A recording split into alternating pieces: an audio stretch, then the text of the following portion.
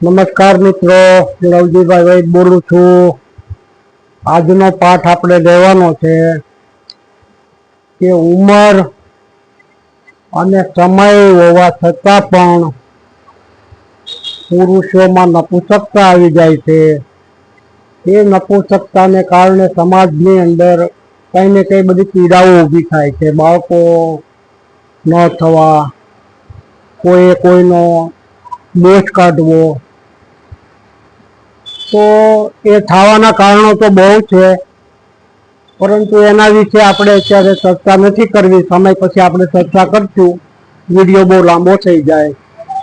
પણ નપુંસકતા આવી જવાનું કારણ છે પેલું તો સામાજિક વ્યવસ્થામાં માનસિક તાણ,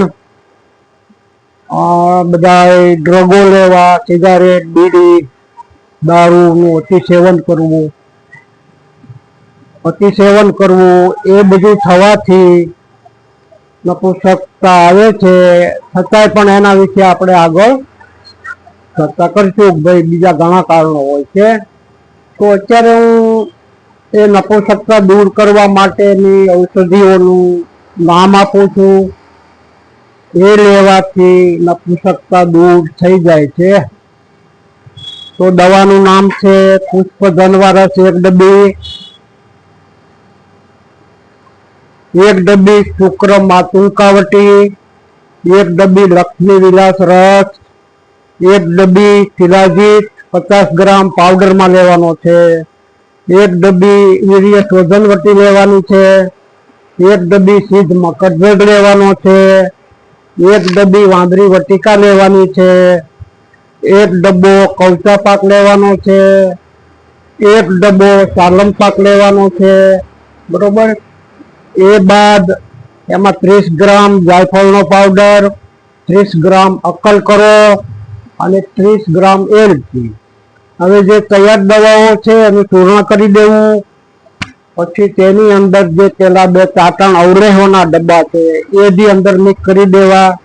એ પછી એમાં જાયફળનું ચૂર્ણ, અક્કલકરાનું ચૂર્ણ અને એલચીનું ચૂર્ણ, એલચીની ખોફા કાઢી નાખવા। એ બધું મિક્સ કરી અને જો અવલેહ જેવું થાય, ચાટણ જેવું ઘટે, તો એની અંદર 200 ગ્રામ 500 ગ્રામ મધ ઉમેરી અને એક ડબ્બામાં ભરી લેવું। પેક ઢાંકણ રાખવું, હવા ન લાગે। એમાંથી 1 ચમચી ચાટી જવું અને ઉપર ગાયનું દૂધ સાકરવાળું પીવું। આ સતત 2-3 મહિના લેવાથી નપુંસકપણું,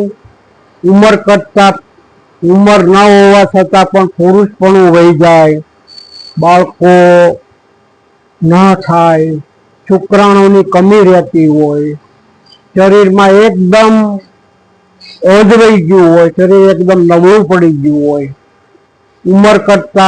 ઉંમર દેખાવા મળી હોય, પુરુષ સમય પહેલા વૃદ્ધ થઈ જાય, તો એ માટેનો આ યોગ મેં તમને બતાવ્યો છે। બહુ સરસ યોગ છે। એ સિવાયના શરીરમાં ઓજ વધે, શરીરમાં ધૈર્ય વધે, કામ કરવાનો ઉત્સાહ રહે, થાક ન લાગે, પૂરી નિંદ્રા આવે।